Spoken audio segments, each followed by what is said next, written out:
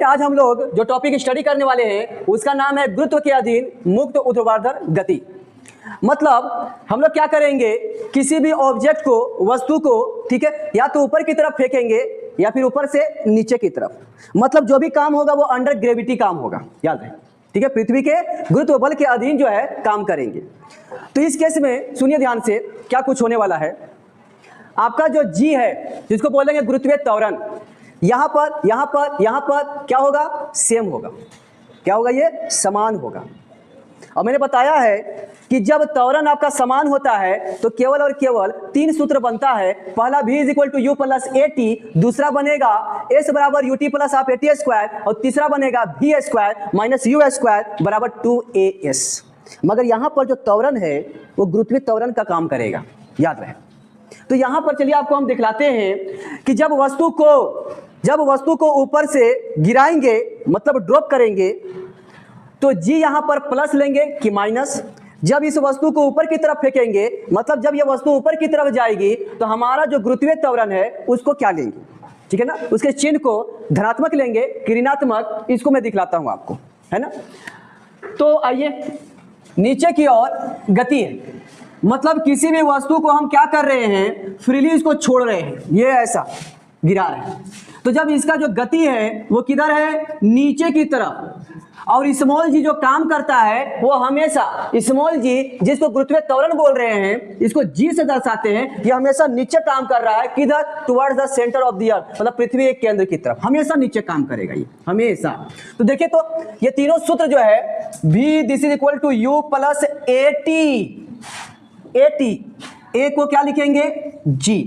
यहां पर a जो है वो किसके बराबर होगा, g। अंडर ग्रेविटी काम हो रहा है, इसलिए त्वरण जो है वो गुरुत्वीय त्वरण के बराबर है। चलिए, s this is equal to u t plus half g t square, ये रहा। एक और है v square minus u square is equal to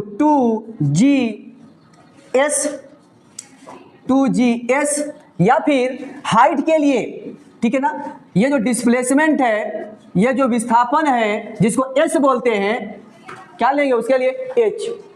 अरे भाई, जब ऊपर से नीचे की तरफ आ रही है जमीन पर, तो ये कोई ऊंचाई नहीं हो जाएगा जी, ये कितना विस्थापित करेगा, h के बराबर। इसका जो विस्थापन होगा वो किसका बराबर, h, ऊंचाई के बराबर। तो h का मतलब तो हाइट होता है। हाँ, h मतलब हाइट होता है, ठीक है। तो जब ये यहां से ये नीचे की तरफ जब गिर रहा है, ठीक है, तो कितना चला, s। और ये s किसके बराबर, h के बराबर। ये नहीं है, ये वस्तु, और ये क्या है, जमीन। ये क्या है, ये वस्तु, ये जमीन। तो जमीन से वस्तु की ऊंचाई कितना है, h। और यही किसके बराबर है, ये ऊंचाई, h ऊंचाई किसके बराबर, तो याद रहेगा कि यहां पर s के बराबर जो है किसको लेंगे, h को लेंगे। तो जहां पर s है वहां पर g कर दी, सॉरी, जहां पर s है वहां पर h कर देंगे, जहां पर s है वहां पर h, याद। अच्छा सर, यहां पर भी s है तो यहां पर भी h कर दे। यहां पर अगर s है तो यहां पर भी h नहीं कर सकते, हम लोग कर सकते हैं। मैंने तो बोला ही आपको कि जहां पर आपको जो है s दिख रहा है वहां पर h के बराबर हो गया। तो ये तीन फॉर्मूला है, और तीनों में यहां ध्यान से देखो तो ये g जो है वो क्या है, धनात्मक लिए है, धनात्मक लिए है। अब्बर में जो लेंगे वो ऋणात्मक लेंगे, याद रखें। अभी जो लेंगे वो क्या लेंगे, नीचे की ओर नहीं, ऊपर की ओर गति के लिए। देखिए, ऊपर की ओर गति के लिए, चलिए ये रहा। अब क्या हो जाएगा, यहां पर देखिए ध्यान से, v बराबर, अब जो वस्तु है हमारा, ये वस्तु अब नीचे से ऊपर की तरफ जा रही है। वस्तु की गति किधर है, ऊपर की तरफ। g हमेशा किधर काम करता है, नीचे, याद रहे। तो v इज इक्वल टू क्या हो जाएगा, u प्लस g को क्या लेंगे, माइनस, जी को क्या लेंगे, माइनस। जी का यहाँ पर चिन्ह जो है वो क्या हो गया, माइनस क्यों, क्योंकि वस्तु का गति ऊपर की तरफ है, जी हमेशा काम करता है नीचे। दोनों क्या हो गया, विपरीत हो गया ना जी, दोनों की दिशा सेम है क्या, नहीं, वस्तु की दिशा ऊपर की तरफ, जी काम कर रहा है नीचे की तरफ, दोनों कैसा हो गया, विपरीत। तो ये बताएगा माइनस कि ये क्या है, जी आपका क्या, ये जी बता रहा है कि इसके स्पीड को घटाएगा। इसीलिए किसी भी जब वस्तु को फेंकते हैं तो क्या होता है, ठीक है, जब ये वस्तु ऊपर जाता है तो 5 4 3 2 1 0, फिर वापस नीचे आता है, देख रहे हो ना। तो जी यहाँ पर क्या कर रहा है, इसको घटा रहा है, किसको, चाल को, किसके चाल को, वस्तु के चाल, जब ऊपर जाएगी तब। तो सिंपली बस इतना समझिए, ठीक है, कि जब वस्तु ऊपर की तरफ जाएगी तो जी को क्या लेंगे, माइनस, एच बराबर यू टी प्लस 1/2, जी को क्या लेंगे, हाँ ऋणात्मक, ये स्क्वायर। इसी तरह से भी स्क्वायर माइनस यू स्क्वायर बराबर 2, अब यहाँ जी को लेंगे माइनस, ये रहा, ये 3 रिलेशन। अच्छा एक चीज आपको बता दूं कि ये कब एप्लीकेबल, ये तीनों फॉर्मूला जब आपका त्वरण क्या रहेगा, सेम रहेगा। यहाँ पर g का वैल्यू कितना, 9.8 मीटर पर सेकेंड स्क्वायर, 9.8 मीटर पर सेकेंड स्क्वायर, 9.8 मीटर पर सेकेंड स्क्वायर। हर जगह पर जो g है, गुरुत्वीय त्वरण है, वो कैसा है, 9.8 मीटर पर सेकेंड स्क्वायर, 9.8 मीटर पर सेकेंड स्क्वायर, याद रहे।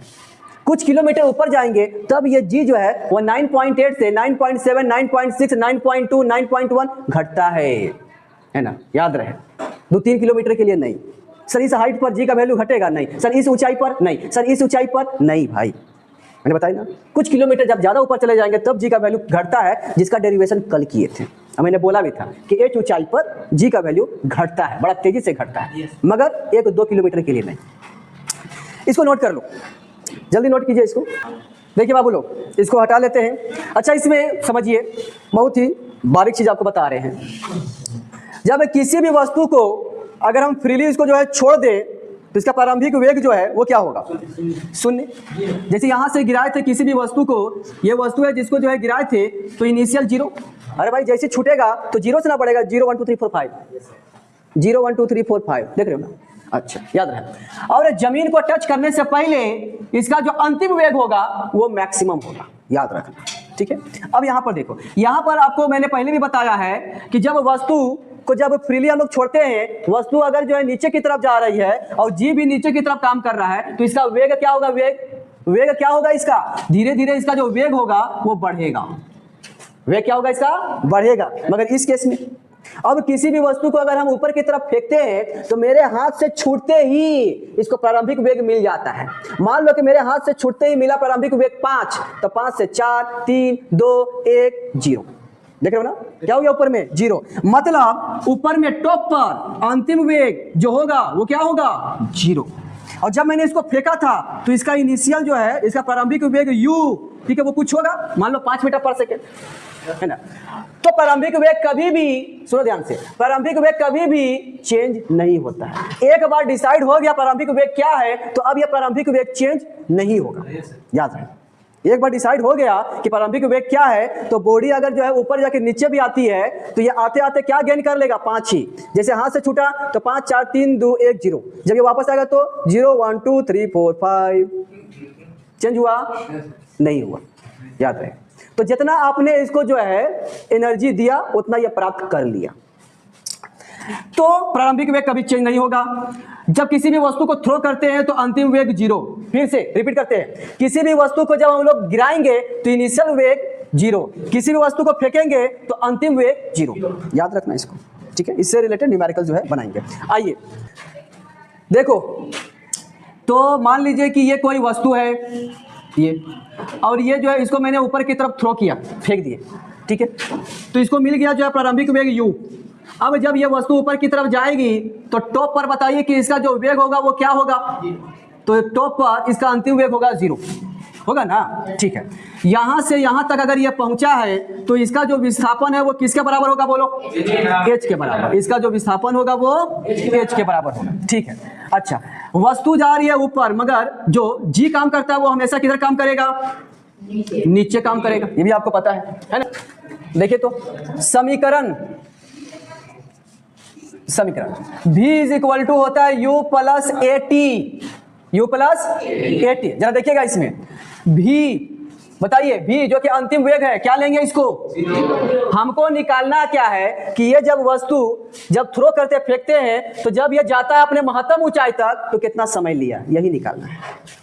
तो v को लीजिए 0, u, अच्छा a को क्या लेना, प्लस की माइनस, बोलिए, वस्तु की गति ऊपर की तरफ है और जी जो है हाँ नीचे की तरफ है, तो क्या लेंगे इसको, माइनस, ठीक है। और ये है आपका टाइम, यही ना है जी। तो 0 बराबर u माइनस जी टी। इस u को इधर लाइए तो हो जाएगा माइनस u बराबर gt, माइनस माइनस कट जाएगा। अब ये जो g गुना में इसको इधर लाइए तो क्या हो जाएगा u बटा g बराबर t। इतना ही समय लगेगा, वस्तु को महत्तम ऊंचाई तक जाने में जो समय लगेगा वो कितना, समय बराबर u बटा g, इतना ही लगेगा, याद रखें। हाँ, इसको उतार लीजिए। उच्चतम बिंदु तक महत्तम ऊंचाई, महत्तम ऊंचाई, चलिए ये देखेंगे अब हम लोग। महत्तम ऊंचाई, इसको कर दीजिए b।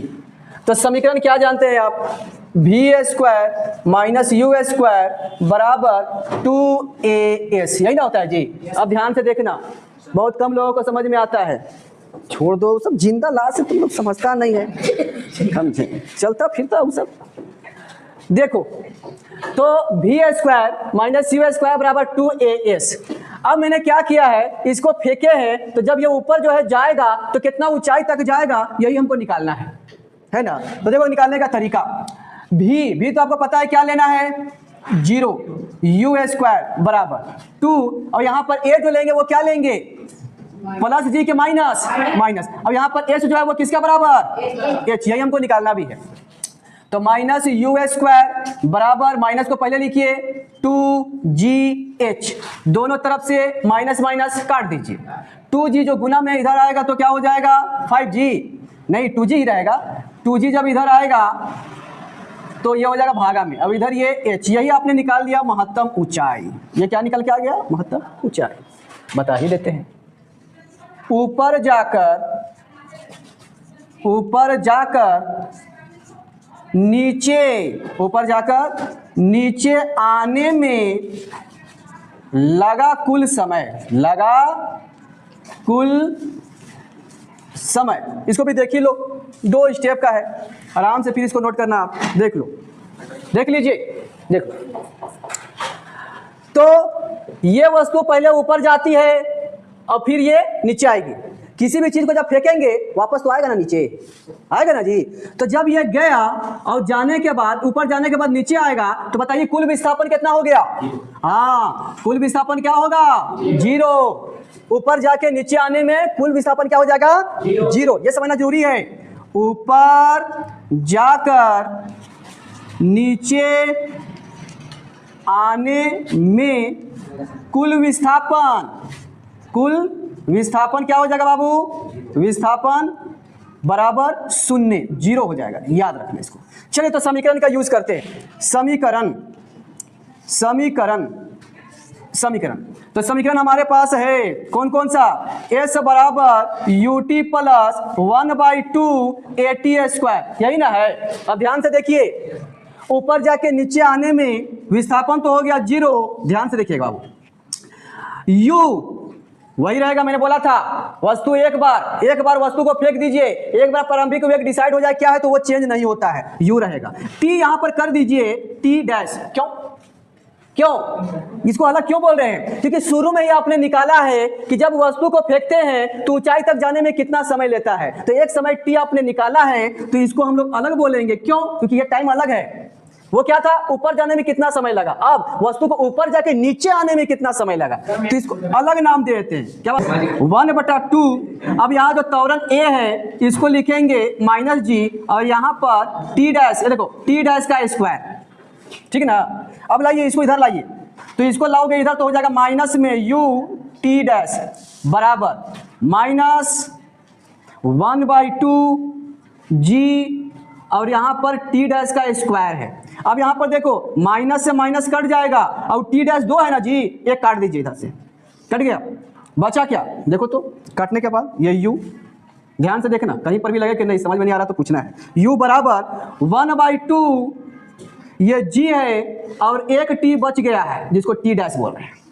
2 भागा में है तो इधर आएगा तो 2u, ये रहा, g गुना में है तो इधर आएगा तो भागा में, बराबर किसके बराबर, ये t डैश। यही